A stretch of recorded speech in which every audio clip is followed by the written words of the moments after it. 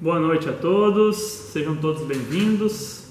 A gente esperou 2 minutinhos para deixar o pessoal entrar, mas acho que já entrou bastante gente.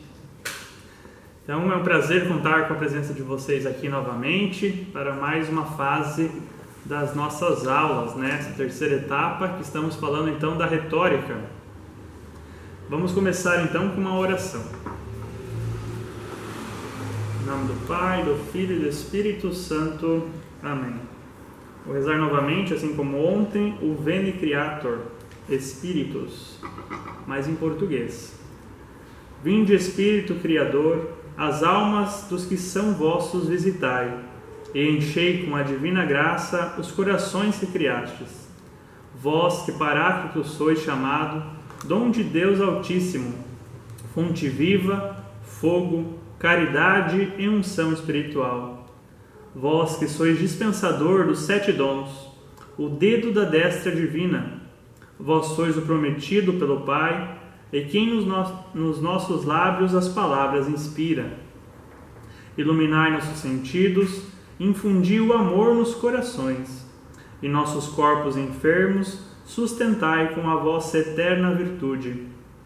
O inimigo repeli para longe, e sem demora dai-nos a paz. Tendo-vos por único guia, evitaremos todo o mal. Por vós nos é dado ter ciência do Pai, e ao Filho também conhecer. E em vós, Espírito, que de ambos procede, sempre acreditemos. Amém. Em nome do Pai, do Filho e do Espírito Santo. Amém. Então, sejam todos bem-vindos para mais uma aula do nosso pequeno curso sobre Trivial, né? Não é tão pequeno assim, a gente sabe que aulas pela internet é difícil manter os alunos até o final, realmente não é fácil, a gente sabe que tem muitas coisas que a gente faz no dia a dia, né? O mundo nos chama, outras atividades nos chamam, e a gente entende o quanto é difícil sustentar uma turma até o final de maneira online, né? E ainda estamos aprendendo também a trabalhar dessa forma aí, devido à pandemia e tudo que a gente está passando. Mas então vamos lá, vamos relembrar um pouquinho da aula de ontem e vamos avançando.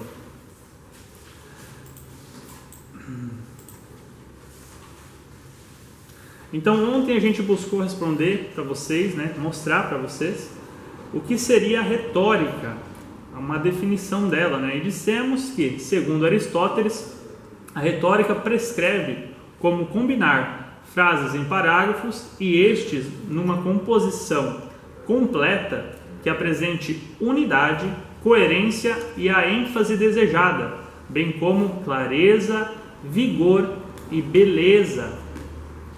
Então, esse é o conceito geral de retórica, né? Ontem a gente deu vários conceitos durante a aula, mas esse é o mais geral. Então, no Trivial nós temos a seguinte relação de normatização das artes, como eu falei ontem. A correção é a norma da fonética, da ortografia e da arte da gramática. Ela busca corrigir, ter as palavras certas a expressar as coisas, assim como a fonética, falar da maneira correta, e a ortografia, escrever da maneira correta as palavras. Já a retórica, a norma dela é a eficácia, para que as palavras cheguem da melhor maneira possível para aquele público ou para aquela pessoa, né? Cada momento tem que ser aplicada aquela palavra, para cada pessoa específica, para cada tipo de público, deve ser expressar de uma determinada forma para que a palavra seja eficaz, realmente cumpra o seu objetivo. Então essa é a norma da retórica. E a verdade, né, a norma dela, ou poderíamos dizer meta, né, que a gente tem que alcançar. Perdão, a verdade é a norma da lógica, né, é a meta da lógica, é o que a lógica busca alcançar. O pensar corretamente é o meio normal de chegar à verdade, que é a conformidade do pensamento com as coisas tais como são na realidade. Eu também trouxe, eu não coloquei aqui, coloquei outra concepção da verdade também, de Santo Tomás de Aquino, né? que a verdade é o próprio ser na medida que é captado pela inteligência. Até ontem, durante a aula, alguém me fez a pergunta, eu esqueci de anotar o nome da pessoa. Eu não vou responder essa pergunta hoje, mas amanhã eu vou tentar tratar um pouquinho dela. A pessoa perguntou o que seria a verdade e como fazer para não nos deixarmos levar pelo que a gente acha que é a nossa verdade, né, e enxergar realmente a verdade. Não é o objetivo do curso responder isso, né, até porque teríamos que aí pedir ajuda para São Tomás de Aquino, Santo Agostinho, Aristóteles e fazer uma longa explanação para chegar no que eles concebem como verdade, mas eu vou explicar bem simplesmente amanhã um pouquinho só para a gente responder essa pergunta. Então a gente fez também uma contextualização histórica ontem, uma brevíssima colocação de sua origem, né, da retórica, e mostramos, né, o caso da democracia ateniense, onde lá então a democracia ela é direta e o povo tem voz. Então o povo ele pode chegar lá no dia que está sendo a assembleia, pedir a palavra e falar. Pode até mesmo propor uma lei diretamente, sem ter que fazer um procedimento lá na Câmara e pedir para o vereador, né, postar a lei. Na democracia direta não era assim que funcionava. A pessoa tinha que ir lá, ela mesma, eu quero fazer uma lei, eu vou lá e eu tenho que falar essa lei para todo mundo.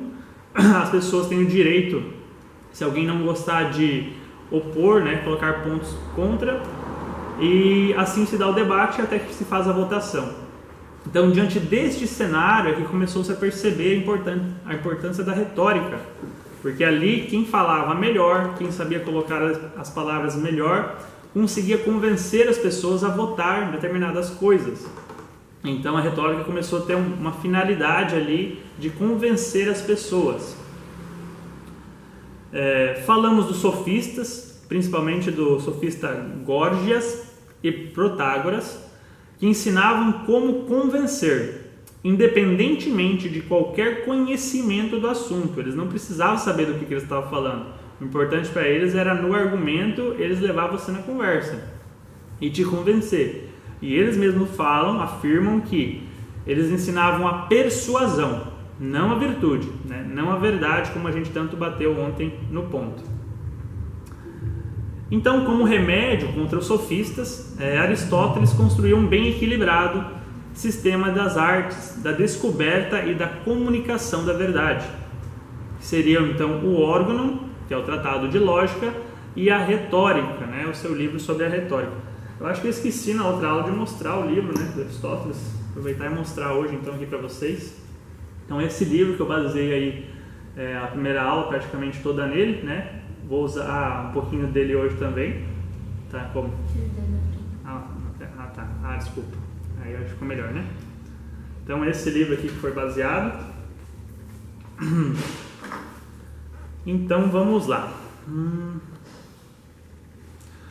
Também falei da concepção errada, a visão sofística, né, de o que é vencer um discurso ou um debate. Os sofistas eles comemoravam a humilhação do adversário. O importante era você sair vitorioso, né, e o adversário no debate humilhado. Enquanto isso, eles ignoravam a admirável e construtiva busca da verdade, que seria a finalidade dos debates, né? Construir essa busca pela verdade e não humilhar o concorrente. Pelo menos isso que coloca Aristóteles, né? Também disse que o orador tem que estudar muito, conhecer história, filosofia, conhecer muito de lógica e línguas, gramáticas, né? A nossa gramática, nossa primeira arte. Mas não só a nossa com certeza, porque o que acontece? A gente não conhece a nossa gramática, né? Eu falo por mim, né? Estou aprendendo agora, comecei a fazer latim agora aqui no Centro Cultural, e eu estou vendo que eu não sei nada de português. Realmente eu sou horrível. Então a gente tem que aprender a nossa gramática e daí buscar outras línguas. Por quê? E o orador também tem que conhecer cultura de outros povos, a história, conhecer a filosofia em geral para saber o que cada coisa é. Assim ele pode saber qual a melhor palavra usar para expressar determinada coisa. Então, dentro dessa característica de conhecer outras línguas, quanto mais línguas a gente tem conhecimento, mais gramáticas a gente vai saber. Mais rico será o nosso vocabulário. Quanto maior nosso vocabulário, mais ligações lógicas a gente consegue fazer. Poderemos fazer e faremos com mais qualidade, porque saberemos a origem dessas palavras, a etimologia dessas palavras, de onde elas vieram. Por exemplo, eu até começar a estudar essas coisas aqui no Centro Cultural, ignorava a ideia de estudar outras línguas. Nunca dei bola para isso, mesmo no colégio, sempre fazia só para passar. E achava que isso não serviria para nada, mas que ledo engano meu. E nem o português eu sabia direito, fui percebendo. Mas aí, quando aqui no centro a gente teve uma oportunidade muito boa, um tempo atrás, de ter um professor de grego, e eu me arrisquei a fazer algumas aulas. E para mim foi a coisa mais impressionante do mundo. Veja bem o que aconteceu. Quando o professor foi ensinar os significados das palavras em grego, fez ligações com palavras em português que tinham o mesmo radical. E isso foi incrível. Minha inteligência deu um salto quando eu percebi algumas coisas. Uma luz brilhou na minha inteligência. Eu percebi que tudo fazia mais sentido. Por exemplo, eu nunca entendi, pegando um exemplo, ele deu vários exemplos nas aulas, mas um exemplo que ele trouxe foi o do pneu. Eu nunca entendi por que aquele negócio redondo se chama pneu. Logicamente, pela minha cabeça pequena, não tinha lógica aquele nome.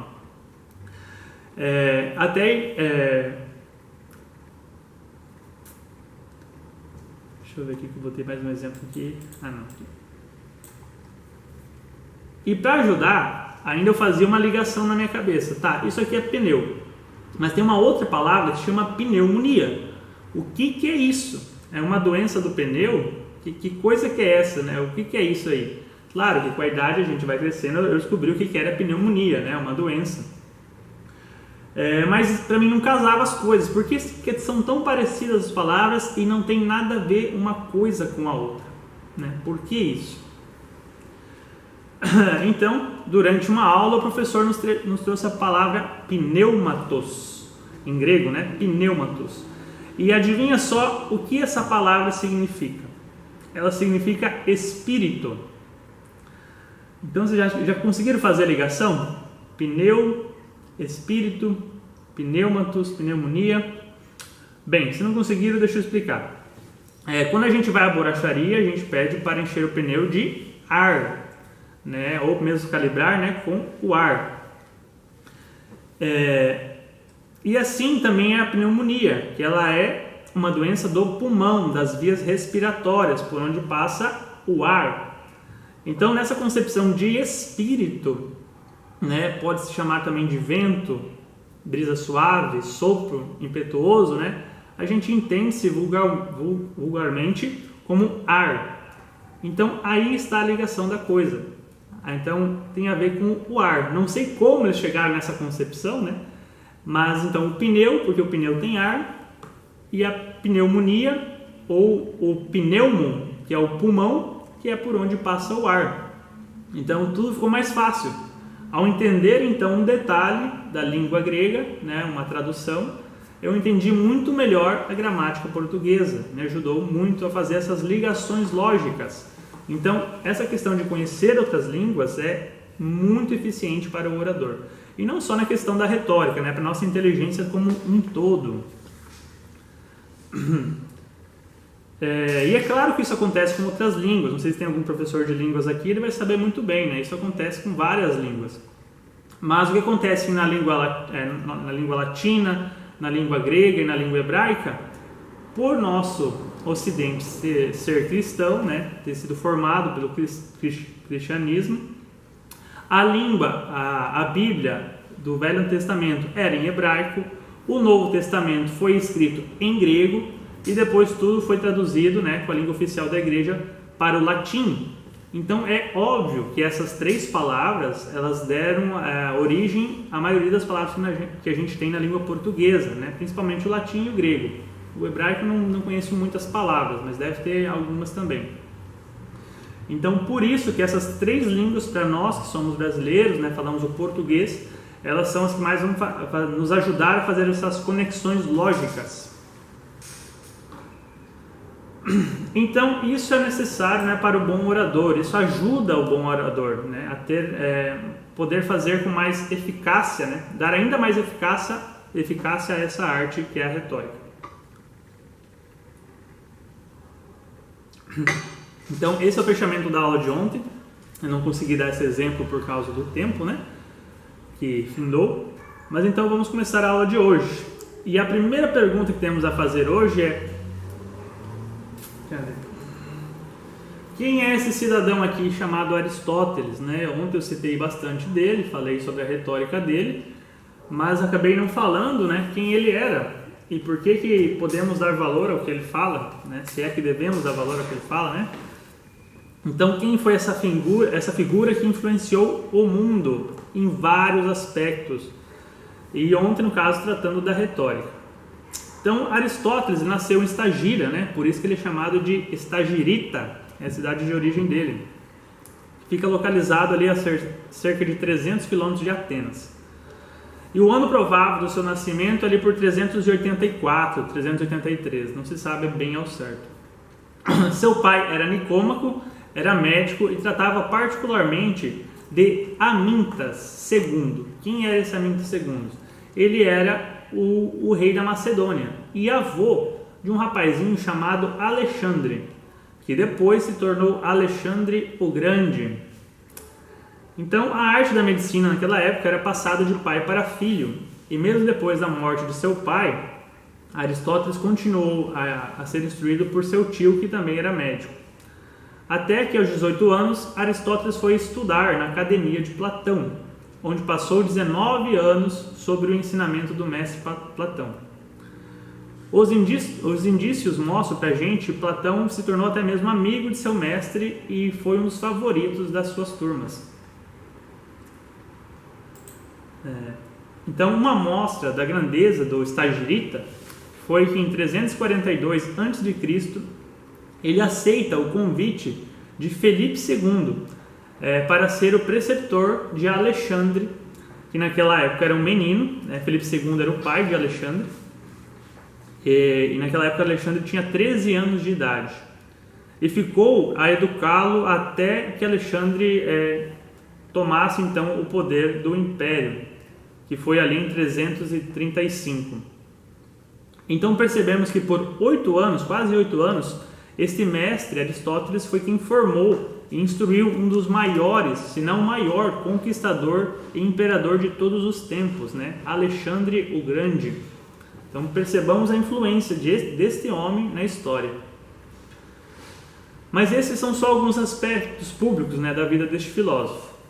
Gostaria de citar um outro aspecto, algo tão não bibliográfico. A memória de Aristóteles. Quem foi realmente Aristóteles?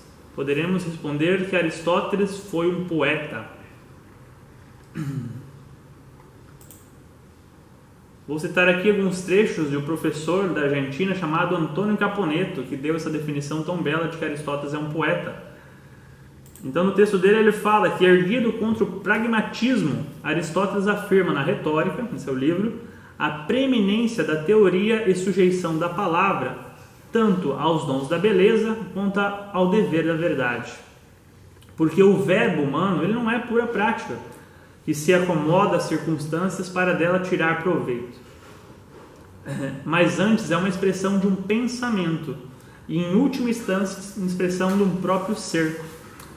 E se é, portanto, a expressão do pensamento hierarquicamente subordinada à ética, é obrigado a respeitar as regras da lógica.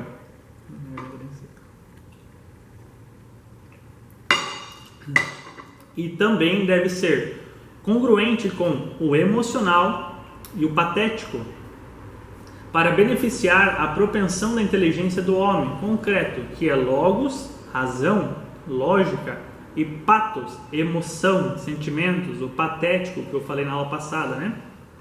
Então o homem é isso, é logos e patos. Quando, né, na busca da verdade, né? Porque muitas vezes o homem é só patos, né? Ele vive só pela emoção, só pelas paixões, muitas vezes ele deixa o logos de lado, né?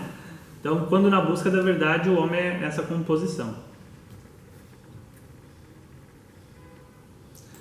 Então, a autoestima, Aristóteles tinha o dever da palavra, bela e verdadeira. E tratando da retórica, e sabendo que essa disciplina era até então tida como propícia à manipulação da linguagem pelos sofistas, como eu falei na aula passada, e tudo o que com a linguagem o homem poderia comunicar, insiste continuamente que o retórico deve levar em conta os direitos da moralidade, que admite apenas causas justas e argumentos baseados na verdade. O Aristóteles bate muito nesta tecla, basear-se sempre na verdade. E ele fala uma frase de impacto assim: somente são discursos verdadeiros os verdadeiros discursos. Aristóteles, então, pode-se dizer que foi um poeta. Primeiramente, vamos explicar isto por sua dupla condição, que ele era grego e ainda por cima discípulo de Platão. O resultado desta junção não podia ser apenas para Aristóteles a manifestação da beleza, nem somente a valorização da poesia, no esplendor ontológico e no desdobramento da forma poética, no resgate da essenciabilidade e da substanciabilidade das coisas, substância das coisas, respeitar a substância de que cada coisa é, porém também um obrar virtuoso. A pessoa tem que ser virtuosa. E por isso Aristóteles fala da excelência da alma. Ele fala dessa busca da excelência. Percebam que é completamente outra concepção. Os sofistas pensavam somente na persuasão. Aqui Aristóteles traz todo um alinhamento do seu ser, né? Um alinhamento baseado em virtudes para você ser, então, este ser, digamos assim, retórico.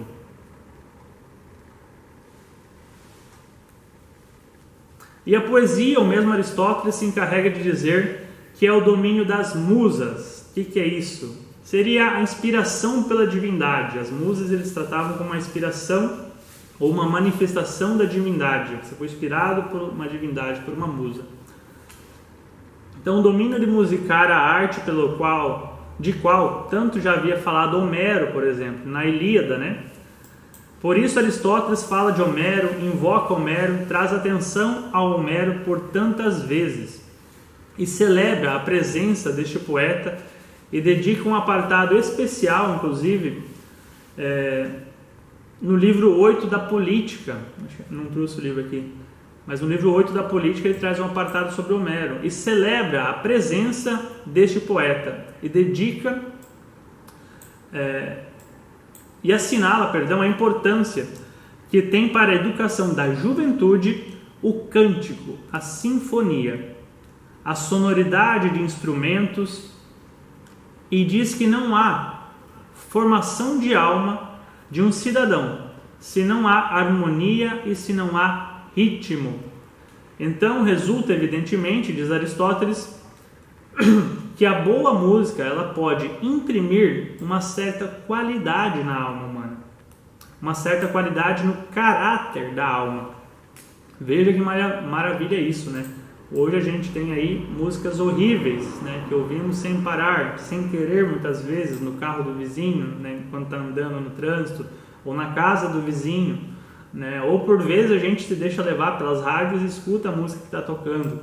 E essas músicas podem, segundo Aristóteles, imprimir uma certa qualidade no caráter da alma. E vamos percebendo então essa correlação que existe, que estabelece Aristóteles entre a elevação e a verticalização da alma com o sinfônico, com o musical. Então, como que um musical, como que a sinfonia, a harmonia, né, da música pode elevar a nossa alma. Ele fala aqui em verticalização, né, da alma.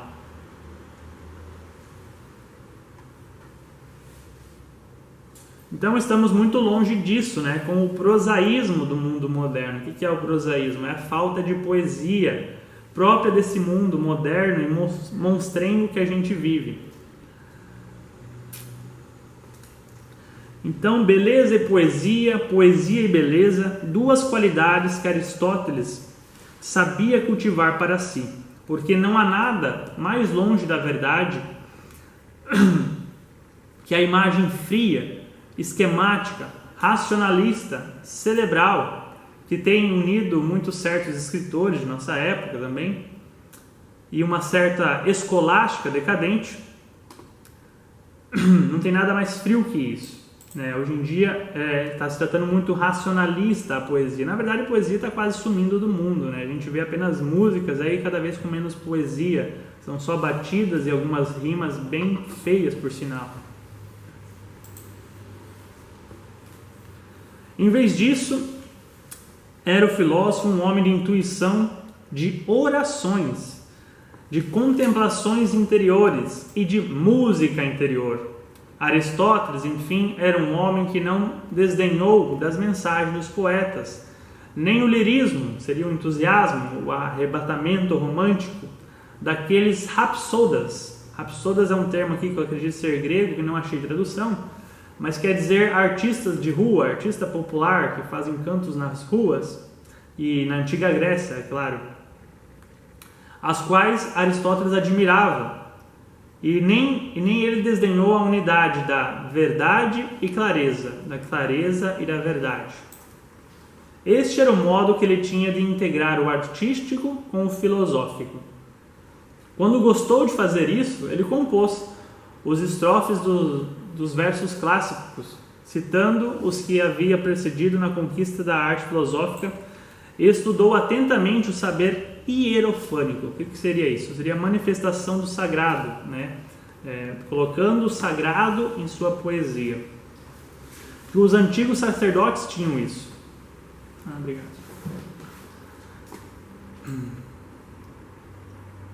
Então Aristóteles ele fala que não se deve se considerar indigno de um filósofo aproximar-se da divindade. Vejam que bonito isso. Na oração, sempre que sintamos com o coração que Deus é luz, ou algo mais alto que toda a razão. Então vejam que maravilha, né? Eu mesmo não tinha conhecimento deste perfil desse grande filósofo. Então ele fala aqui que nós devemos se aproximar da divindade na oração, sempre que sintamos com o coração que Deus é luz, ou algo mais alto que toda a razão. E percebamos que ele fala isso antes de Jesus Cristo, né? Aristóteles é antes de Jesus Cristo. Ou como ele já se aproximava, né, da doutrina de Cristo, mesmo sem ter conhecimento.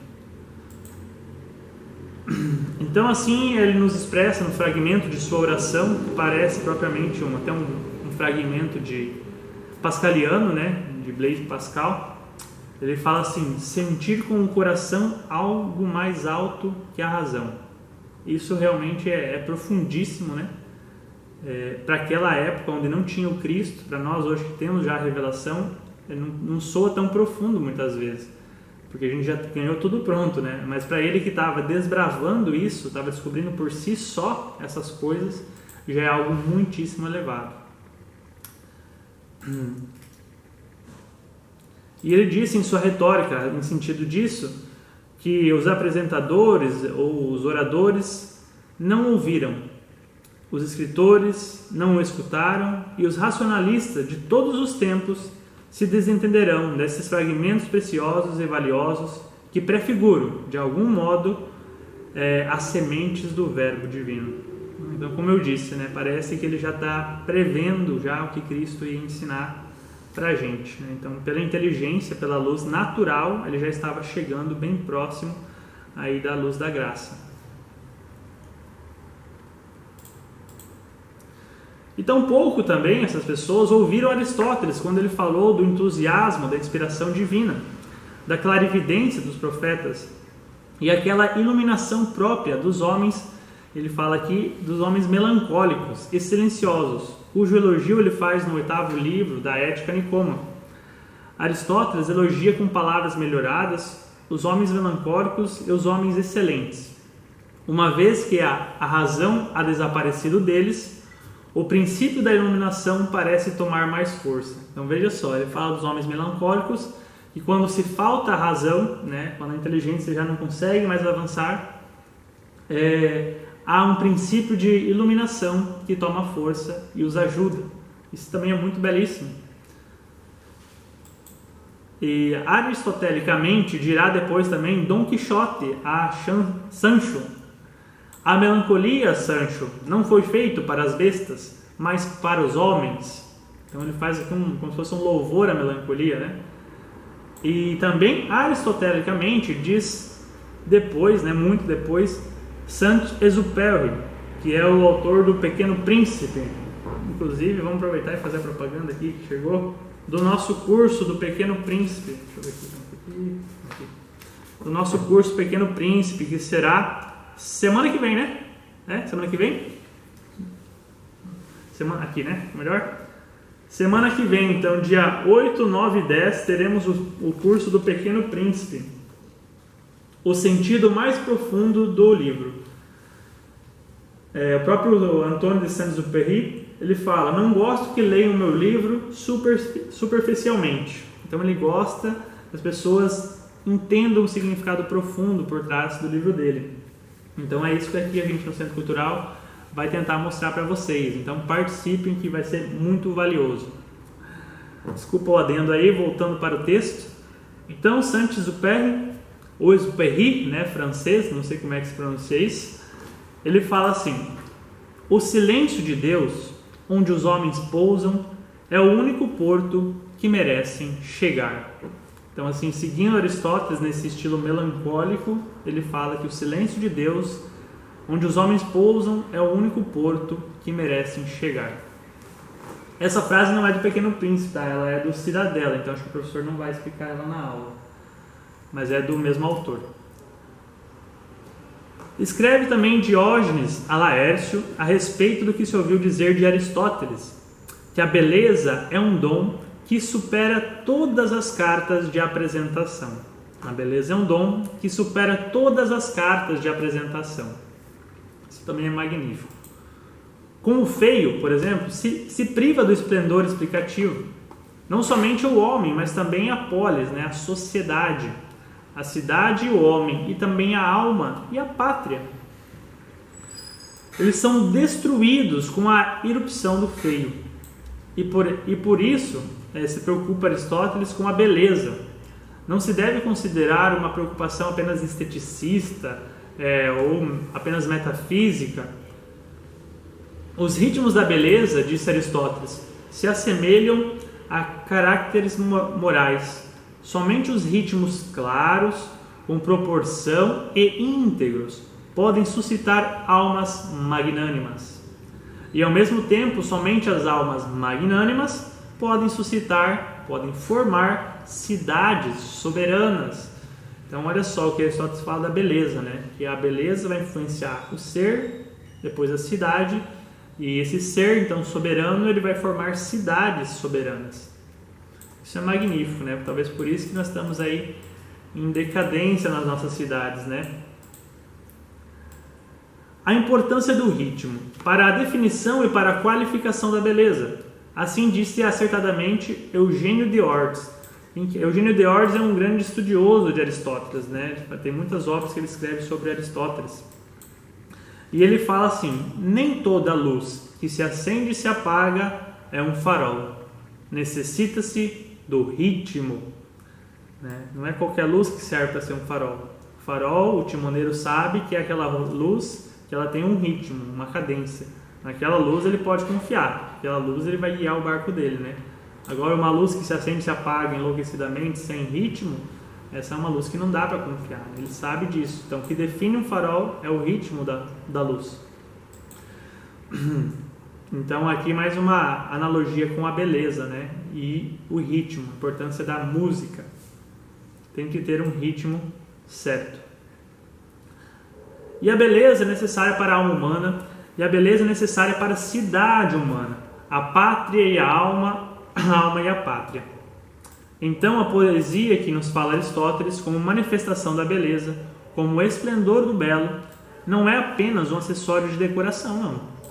Muito menos uma atração festiva ou um evento que corresponderia ao âmbito do lindo, do vistoso, né, pomposo. Não tem nada a ver com isso, não é esse tipo de beleza. Não é a beleza que a gente tenta atingir quando a gente faz uma festa, né, uma cerimônia, alguma coisa que a gente tenta deixar tudo pomposo. Não é essa beleza em si. Vai muito além. A beleza é a plenitude do equilíbrio que permite ao homem a contemplação da verdade. Em consequência, para Aristóteles, o temperamento poético, o modo poético de perceber as formas, devia estender-se não apenas à alma individual, mas sim também a toda a cidade. E não somente a alma individual do filósofo, das pessoas que querem filosofar, como também a alma do político, principalmente, do historiador e principalmente do retórico, e de todo aquele que queira afastar-se da vulgaridade, das mediocridades e elevar-se acima deste abismo até o vértice em qual podemos encontrar a dignidade. Então, ele fala que todos, né, resumindo o que ele está falando aqui, é que todos têm que tentar se elevar até esse vértice, né, acima desse vértice aonde está a dignidade. São retórica completamente diferente dos sofistas, né? É outro mundo, né? Outra lógica.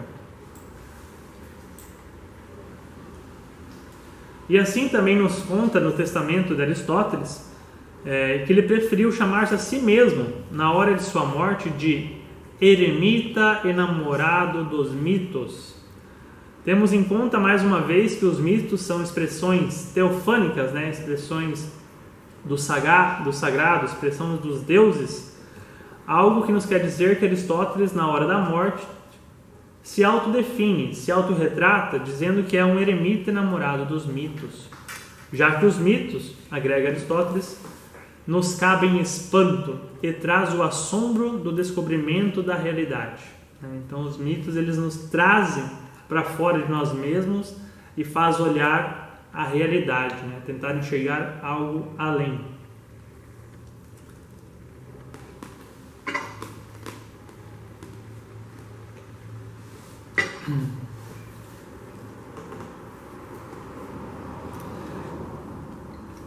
Então ele fez esse testamento porque na verdade alguns anos antes de pressentir a sua própria morte, Aristóteles tomou conhecimento da morte de um amigo seu chamado Hérmias, que era um príncipe ateneu, com quem ele guardava uma profunda amizade.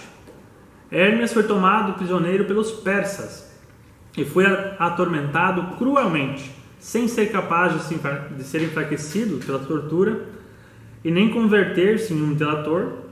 Quando lhe concederam uma última graça antes do terrível suplício da crucificação, Hérmias disse aos seus verdugos, abre aspas, digam a meus amigos, digam a Aristóteles, que eu não disse e não fiz nada de ruim ou indigno da verdadeira filosofia. Fecha aspas.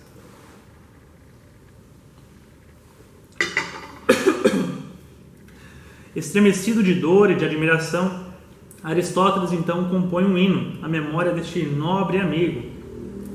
E não é apenas um hino de exaltação ao heroísmo, não é um elogio de um gesto nobre, de um patriota inabalável que não traiu a pátria. É um canto à beleza da ideia, à beleza da verdade, à beleza da forma intacta da virtude, a qual se aceita até o suplício e se aceita até mesmo a cruz. Aristóteles compara belamente esta ideia como uma virgem transcendente, uma virgem imóvel, e disse no seu hino a Hérmias que, abre aspas, com a partida de seu servidor, deixou em desolação os raios do sol. Então, esse tipo de frase, esse tipo de pensamento e demonstração do seu pensamento, Aristóteles deixa bem claro para nós que ele era, assim, um poeta, um admirador desta forma de falar. Que maravilhosa metáfora esta de Aristóteles, né? De comparar a verdade com uma virgem transcendente e imóvel, e os servidores crucificados desta verdade com personagens relevantes, transcendentes, que já não estão junto de nós. E é como se deixassem mesmo em desolação os próprios raios do sol.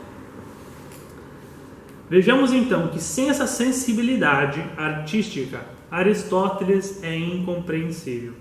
E sem essa sensibilidade artística, a retórica também é incompreensível. Por isso, talvez se entenda agora a resposta à primeira pergunta. Quem foi Aristóteles? Aristóteles foi um poeta. Então, nesta mesma linha de raciocínio, agora podemos fazer mais uma pergunta. Como descrever em poucos traços o espírito da retórica? Em Aristóteles, é claro. Então, Aristóteles lança-se... Deixa eu ver aqui. Nossa, mas agora eu vou... Aristóteles, lançando-se contra a noção pragmática, principalmente manifestada por Sócrates, né, que era um sofista, reclama então a preeminência da teoria e a sujeição da palavra tanto aos dons da beleza como ao dever de proferir a verdade, porque o verbo humano não é pura prática, como eu disse antes, que se acomoda às circunstâncias para tirar proveito, mas antes é uma expressão de pensamento e a expressão de um ser. Então, precisamente o drama de todas as correntes desconstrutivas é este, a negação do fino alinhamento que existe entre o ser e o pensar e o proferir. O verbo humano está subordinado à ética e obrigado a respeitar as regras lógicas, disse Aristóteles. Porém, também o verbo humano deve ser congruente com o emocional e o patético, para beneficiar a propensão da inteligência do homem concreto, que é logos e patos. E aqui então Aristóteles faz uma grande afirmação que ele fala que a palavra ela é escrava da essência das coisas que nomeia e que menciona. E dirá depois a sua maneira superior, com as palavras não se joga.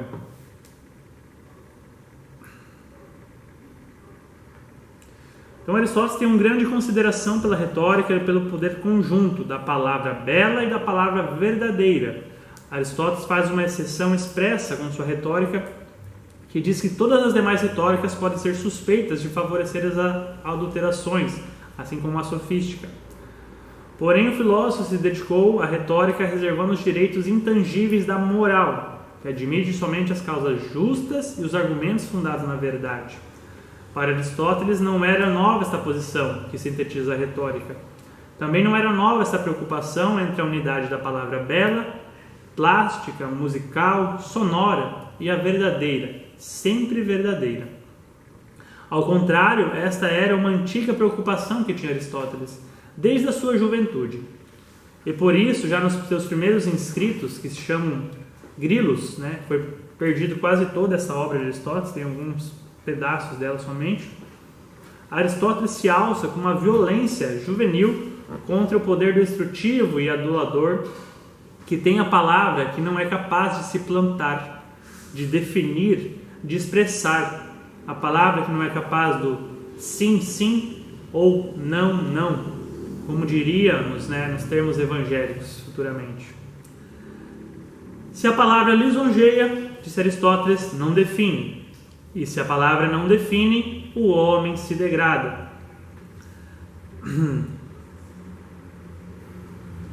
Por isso a palavra não pode ser somente sonoridade, tem que ser voz. Não pode ser somente locução, tem que ser iluminação. E não pode também ser somente um barulho interior, tem que também ser um verbo interior. Um verbo, o que é o verbo? É o movimento, um movimento interior. A palavra tem que mover. Na retórica, o Aristóteles maduro, né, já no seu texto A Retórica, ele escreve, se emprestando do trecho de Platão, do Fredo, e diz: somente são verdadeiros discursos os discursos verdadeiros. Quantos hoje em dia deveriam escutar esse tipo de pronunciamento, né? E precisamente hoje, quantos teriam que tomar consciência desta sentença de Aristóteles? Somente são verdadeiros os discursos verdadeiros. Os falsos, os mentirosos, os aduladores, os sofísticos, os populistas, os indefinidos não podem ser e nem são discursos verdadeiros.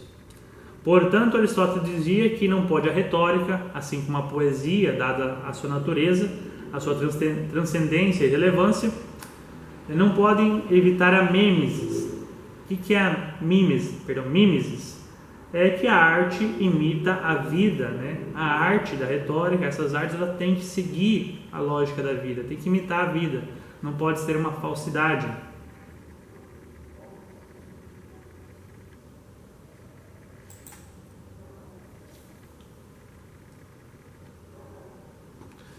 Então, assim descrita, então, a retórica empresta ao homem e à cidade, ao cidadão, ao rei, ao súdito, todos que estão a serviço de uma cidade, o serviço indicado para conduzir o homem ao ser mais íntimo e real das coisas.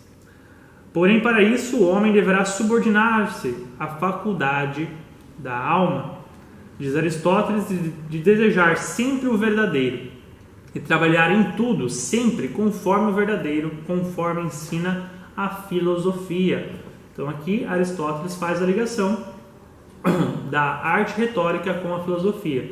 Como eu disse antes, o retórico tem que estudar filosofia também, o bom retórico, para conhecer o que cada coisa é. Sabendo o que cada coisa é, ele vai poder debelar o erro no confronto, né? Ele vai saber o que cada coisa é e não vai se deixar ser enganado.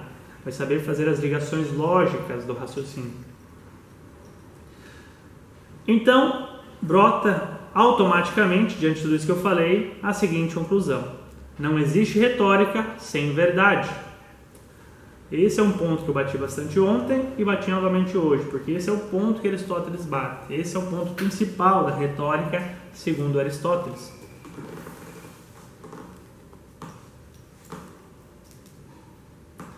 Então, respondendo a segunda pergunta nossa,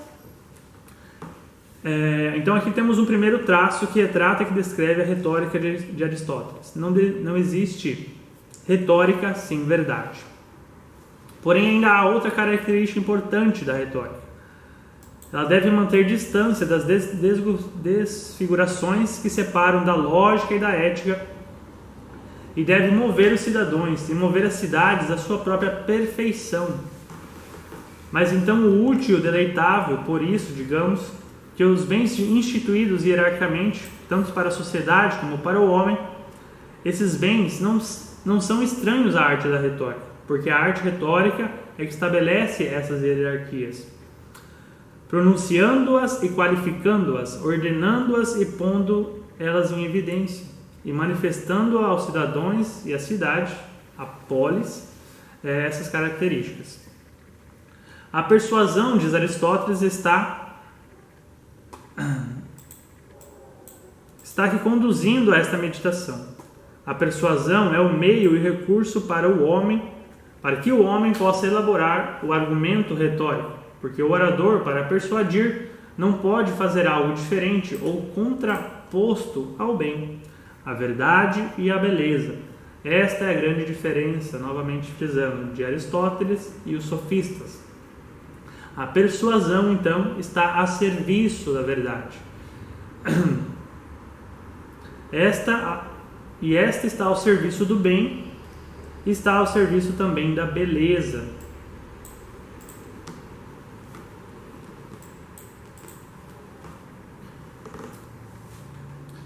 Então, persuadir pela palavra, disse Aristóteles, requer a exatidão do matemático, porém a altura do poeta. Requer saber que há um logos, uma razão que aguarda para ser movida, mas há também uma sensibilidade que espera, uma emoção que também aguarda para ser movida. E é admirável essa síntese de Aristóteles entre o sensível e o inteligível, né? Essas duas coisas, ele aborda isso como um todo.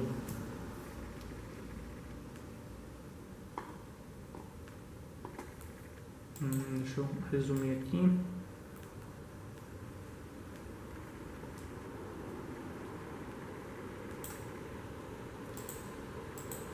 Então, com essas duas características, nós podemos resumir aqui que o espírito da retórica é o seguinte: o espírito da retórica é a persuasão como alma da retórica, só é legítima, só é válida se está a serviço da verdade.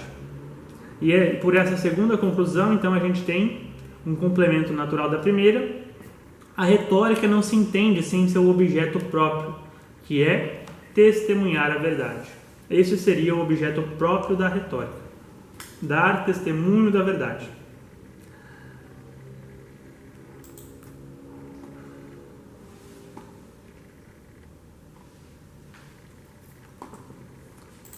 Então, a persuasão na arte do retórico não se legitima nem se valida se ela não está com presteza, com segurança a serviço da verdade. A retórica de Aristóteles necessita de técnica, sim, né? Porém, a técnica ela é insuficiente e não deve permitir que a retórica se dobre à técnica, né? Não é um conjunto de técnicas. Tanto que eu não estou aqui explicando para vocês um conjunto de técnicas, né? Não é um curso de oratória propriamente dito.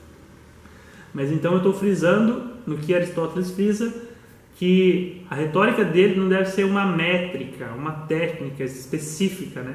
Mas deve ser sim esta busca, esse objetivo de dar testemunho da verdade. Essa é a essência da retórica dele, e não uma métrica ao falar exatamente.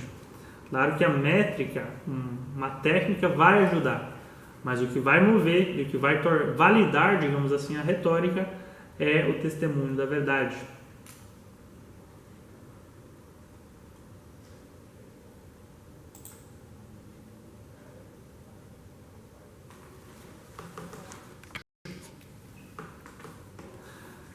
Bom, William de Ross, né, o grande escritor e examinador das obras de Aristóteles, diz que Aristóteles fez então uma curiosa síntese feita por este homem que conhece as debilidades do coração humano e sabe como analisá-las e ao mesmo tempo como neutralizá-las. É maravilhoso esse texto de Ross, porque Ross, para chegar a essa conclusão, recorre previamente ao ensinamento de Cícero, no capítulo 2 do livro Academia, onde diz assim: que Aristóteles tinha plena e cabal consciência tanto da dimensão pública da linguagem retórica como da dimensão privada. Mais uma vez ele afirma o quanto é importante a retórica na linguagem pública e privada, como que é importante o ser em si, ser testemunho da verdade, enquanto a polis também tem que se alinhar dessa mesma forma.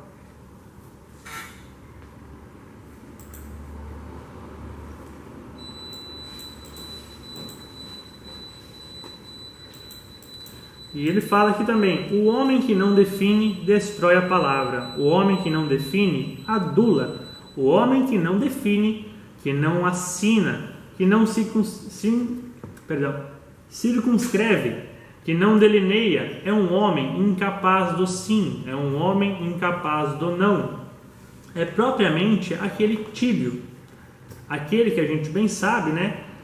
Se fará merecedor do castigo terrível, do vômito divino.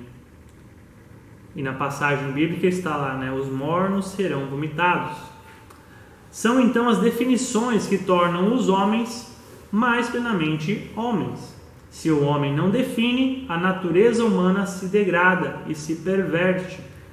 Eu ia mandar para vocês um vídeo que eu vi no Instagram, mas não achei mais, sobre o pessoal agora falando, né? Um casal de homossexuais, né, eles denominam de outro jeito lá, mas onde eles estão mudando completamente a linguagem. E era um homem e uma mulher, eles se definem de outro jeito, completamente diferente, agora eu não lembro.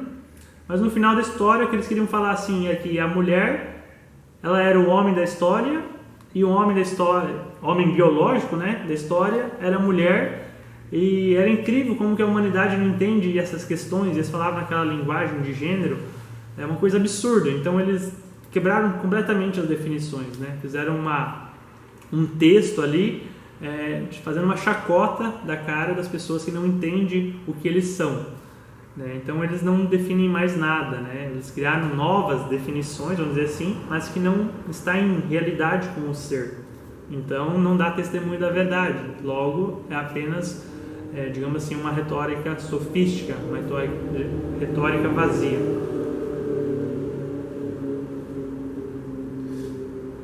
Então vamos tratar aqui também quais seriam os 3 gêneros do discurso. Nossa, a hora hoje voou, eu achei que seria mais rápido esse tema. Então Aristóteles fala então dos 3 gêneros do discurso, chamado o deliberativo, o judicial e o epitídico.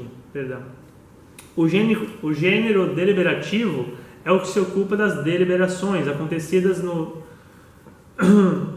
ou acontecimentos possíveis. Esse gênero é o que é falado ao público geral nos parlamentos. Trata das coisas possíveis de acontecer. No caso, as leis, por exemplo, são coisas que são possíveis de acontecer. Sobre isso que vai tratar esse gênero de retórica.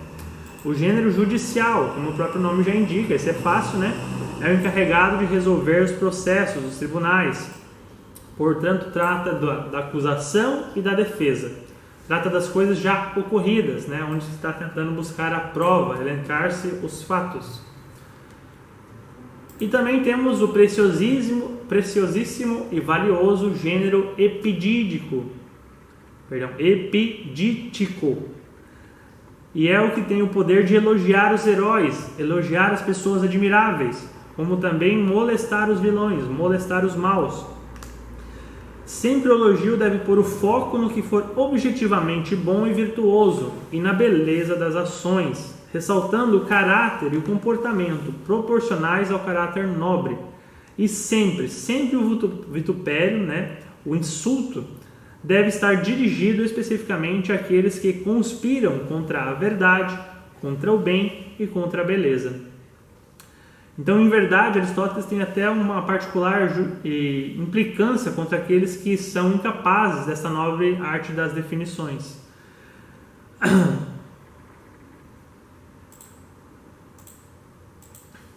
eu botar isso aqui, não dá tempo.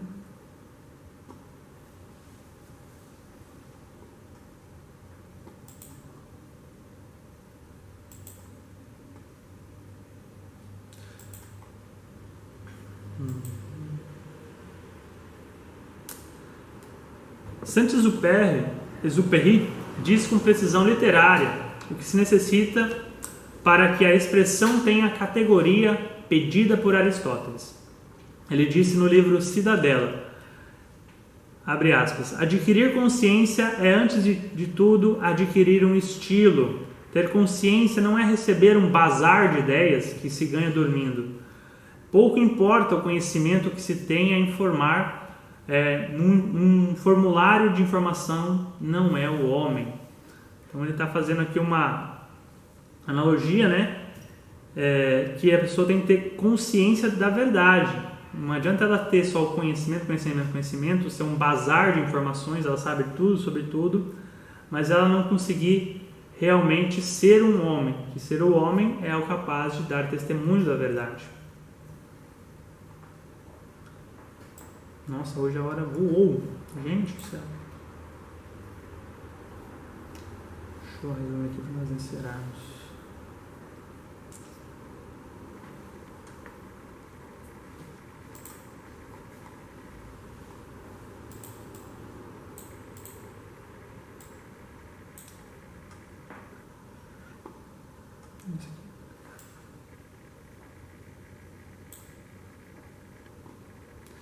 Então, todas as formas de expressão devem ser justas, adequadas, oportunas, plásticas e verdadeiras.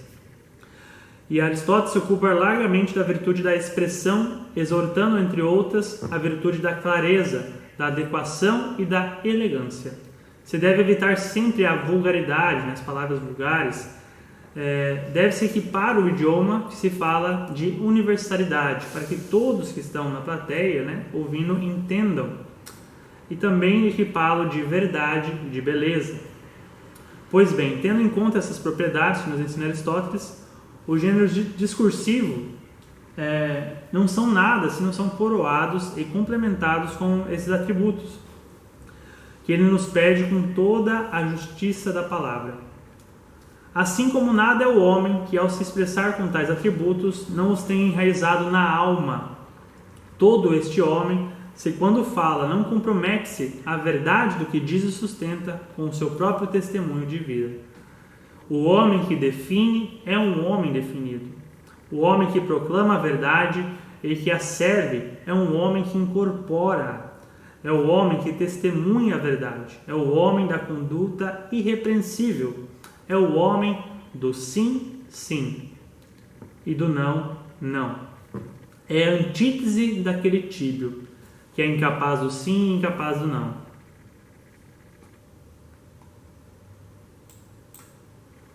Bom, teria mais algumas coisinhas para falar hoje, mas vamos deixar para amanhã devido ao horário.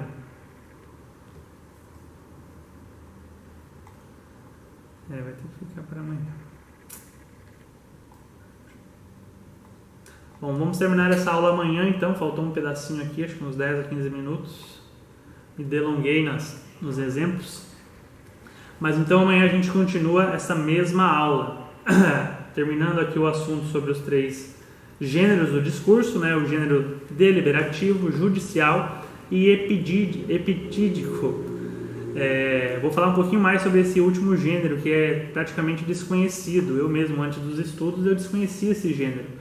Mas é um gênero que faz muita falta nos dias atuais. Por quê? Porque ele realmente enaltece o belo, o bom e o verdadeiro. E faz vitupério, ou até mesmo insulta o que é mal, o que é vicioso, o que não é justo. Talvez é isso que falta nos dias atuais, né? Falta-se na nossa língua, nos nossos poemas, nas nossas músicas, principalmente este gênero que é o epitídico, né? Não há mais exortação do bom, do belo e verdadeiro na nossa cultura, e sim foi dado lugar, no caso, para aí uma outra coisa, né? Para o vicioso, para as coisas ruins, que não exaltam o belo, o bom e o verdadeiro. Então amanhã eu finalizo falando um pouquinho disso e continuamos a nossa aula. A gente vai tratar de mais um assunto.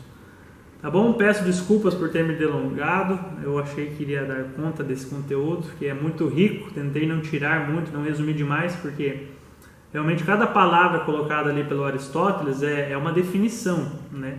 E tem que ser entendida, tem que ser realmente apreciada para a gente conseguir fechar o todo depois. Mas eu devia ter resumido um pouquinho mais para conseguir terminar, né? Mas amanhã a gente termina e dá continuidade na nossa aula, então. Vamos fazer nossa oração para encerrar. Bom, em nome do Pai, do Filho e do Espírito Santo. Amém. Ave Maria, cheia de graça, o Senhor é convosco. Bendita sois vós entre as mulheres, e bendito é o fruto do vosso ventre, Jesus. Santa Maria, Mãe de Deus, rogai por nós, pecadores, agora e na hora de nossa morte. Amém. Pai, do Filho e do Espírito Santo. Amém. Muito obrigado pela presença de todos. Espero vocês amanhã aqui. Até lá.